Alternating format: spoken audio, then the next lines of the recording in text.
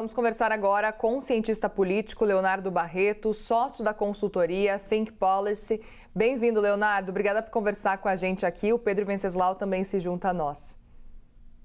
Bom dia, Muriel. Bom dia, Pedro. Obrigado pelo convite. Queria entender, antes de mais nada, a sua percepção diante dessa prisão preventiva de Jair Bolsonaro, o quanto que ela mobiliza os aliados de Jair Bolsonaro. A gente viu, por exemplo, que a vigília convocada por Flávio Bolsonaro ganhou novas proporções, por exemplo, com a prisão preventiva. Como é que você enxerga esse cenário, Leonardo?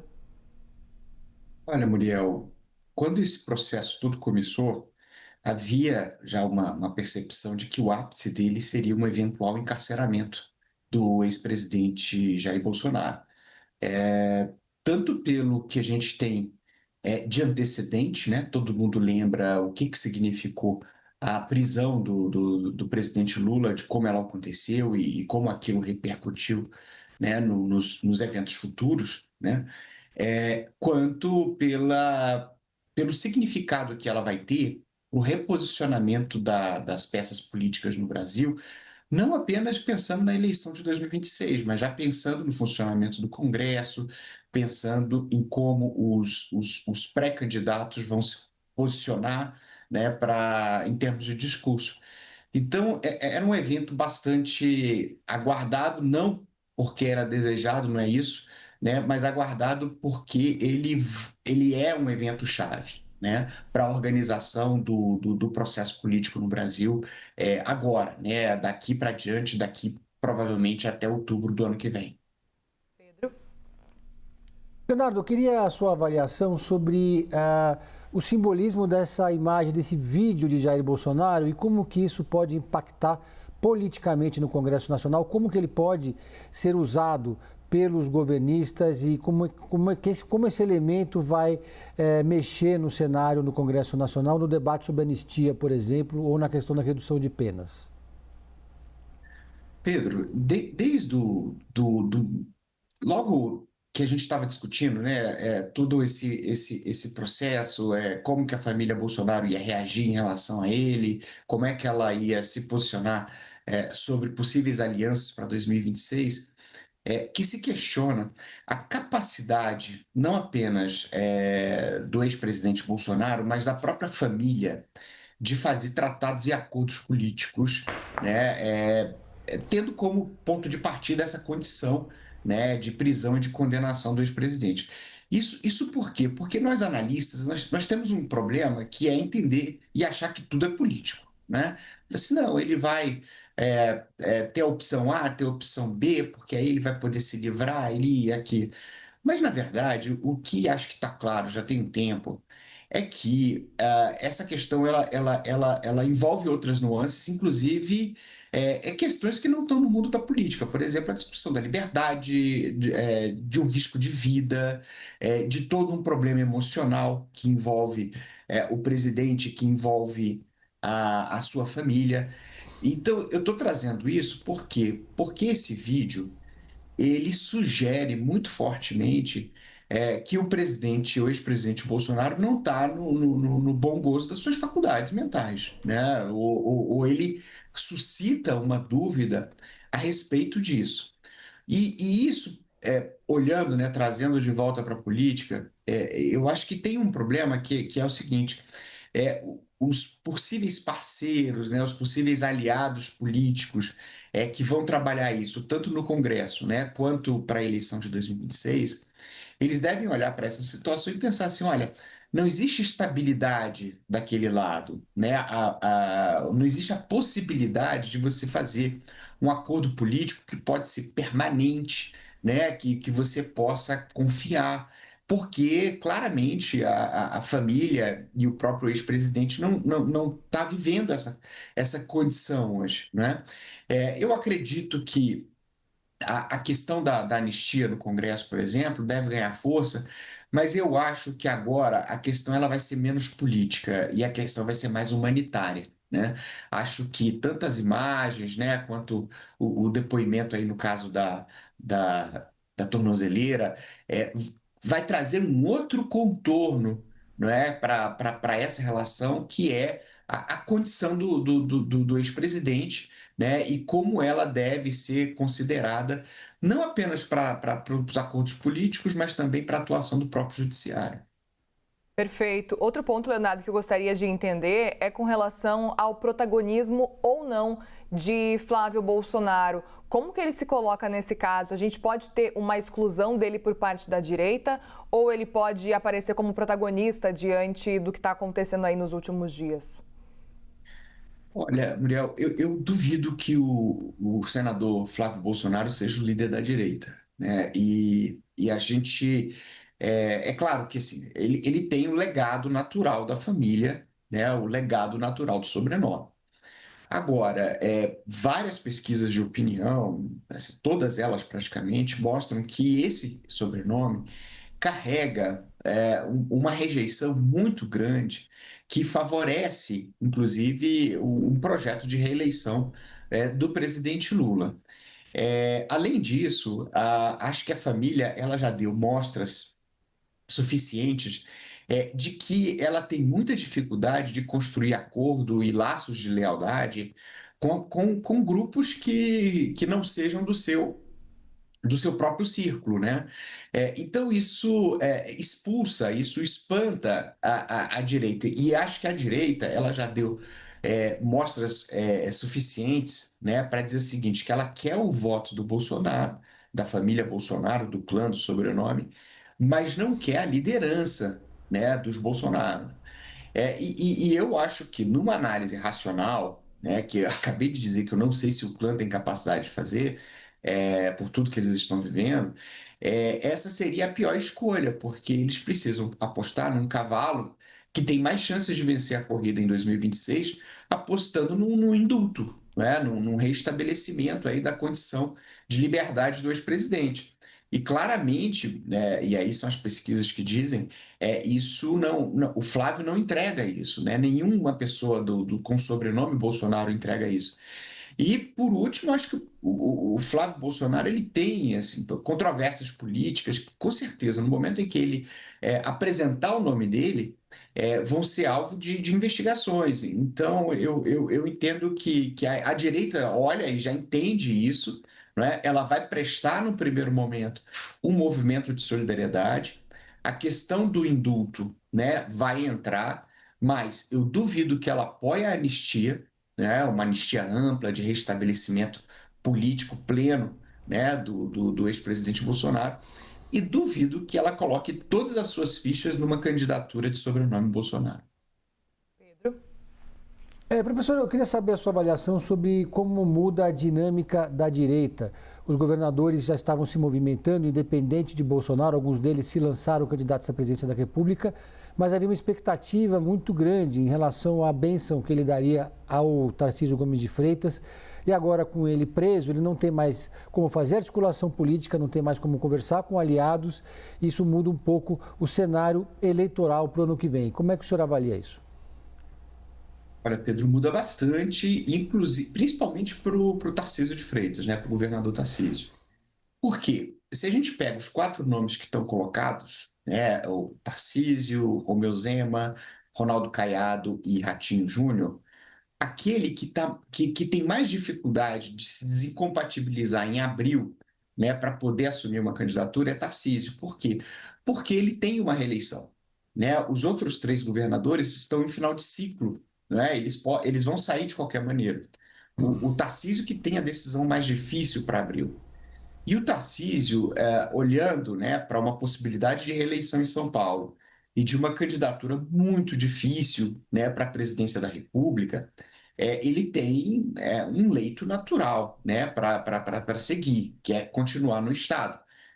Para ele mudar esse posicionamento, ele precisa de um compromisso muito seguro, né, de apoio do clã Bolsonaro para fazer essa transferência de votos, né, e permitir que ele tenha aí a hegemonia de uma candidatura dentro da direita.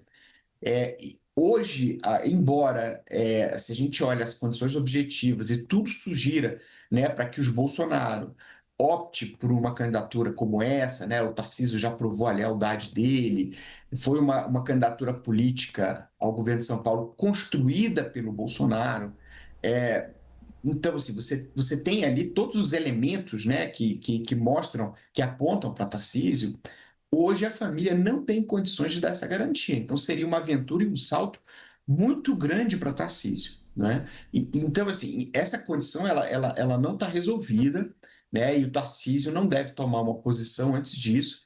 E certamente agora está todo mundo esperando dizer assim, olha, primeiro, e quais as condições que o ex-presidente tem de tomar essa decisão hoje e de fazer esse processo de articulação, né? Acho que esse é um ponto. Agora, os outros três governadores que estão menos ligados a Bolsonaro, né, eles estão olhando e dizendo assim, não, a gente vai prestar uma solidariedade, mas sabem também que essa decisão sobre o espólio, né, da popularidade do clã Bolsonaro é algo que isso só vai ser discutido mais à frente, mas de todo modo. Eu acho que aí, principalmente, Ratinho Júnior, né, que é desse conjunto, é o que menos tem relação, né, com o clã Bolsonaro. Aí tem que partir para a construção da sua candidatura, não pensando em Bolsonaro, né, porque, de fato, não existe um calendário, não existe nada no horizonte que nos permita imaginar que em algum momento essa decisão vai ser tomada e que essa decisão vai ser seguida, né, até outubro. Eu acho que para a direita existe um cenário de muita incerteza no horizonte. Agora, Leonardo, o quanto que o governo Lula e aí, consequentemente, o governo que tenta uma reeleição pode conseguir surfar nessa prisão de Jair Bolsonaro? Olha, é uma excelente pergunta, porque acho que está claro para todo mundo nesse ano que o presidente Lula precisa da polarização, né? Quando a gente olha para o primeiro semestre, quando o presidente Lula estava ali na lona, né, com 28% de ótimo e bom, o que traz ele de volta para o jogo é um mix de eventos que relembra para as pessoas a polarização entre ele e Jair Bolsonaro, né? É o debate da anistia, que vai voltar agora, né? Foi o debate da PEC da blindagem, foi o debate do tarifaço, a atuação do Eduardo Bolsonaro nos Estados Unidos, todos os elementos que traziam de volta a polarização, né? Então, pelo nível de rejeição que o ex-presidente Bolsonaro tem, ficou claro que essa polarização entre os dois servia como uma espécie de escudo, né, do próprio presidente Lula, que dava uma margem de erro muito, muito importante para ele. E eu acho que quando o governo Lula fica mais frágil, é quando ele fica sozinho com a própria gestão, né? Que aí ele vai ter que justificar COP30, vai ter que justificar os juros lá em cima, endividamentos de famílias, questões de segurança pública e por aí vai. Por exemplo, o cenário dos sonhos, né, no curto prazo, para o presidente Lula, é que o pessoal tire no Congresso Nacional a discussão da segurança pública da frente e volte a discutir a anistia, né? Que o PL volte a fazer uma barricada ali e que as coisas não andem em função desse debate. Esse é o cenário dos sonhos, porque aí você tira um problema que está comprometendo a popularidade do presidente Lula, né? Do qual o governo tem muita dificuldade de dar resposta, e aí você traz de novo o Bolsonaro, traz de novo a polarização. Então, eu entendo assim, num primeiro momento, quanto mais polarização para o presidente, melhor, né? Eu acho que esse é o ponto. Então, se houver continuidade de investigações em relação ao Flávio, uma possível candidatura dele, que ele arraste esse debate, né, até o ano que vem, assim, quanto mais Bolsonaro, né, no noticiário, melhor para o presidente Lula. Eu acho que esse é o parâmetro que a gente precisa ter, né, para poder continuar avaliando as chances de reeleição, que hoje estão no limite, tá? Assim, olhando para os indicadores de popularidade, 30% de ótimo e bom é o que normalmente dá condição de competitividade para uma candidatura à reeleição. Pela última Quest, o presidente Lula tem 31, né? Então, assim, ele não está numa situação confortável, está no limite, mas dependendo das escolhas que serão feitas, né, pelo Congresso, pelas forças de oposição, essa posição do Lula, a situação do Lula, ela pode melhorar se a polarização for trazida de volta. Pedro?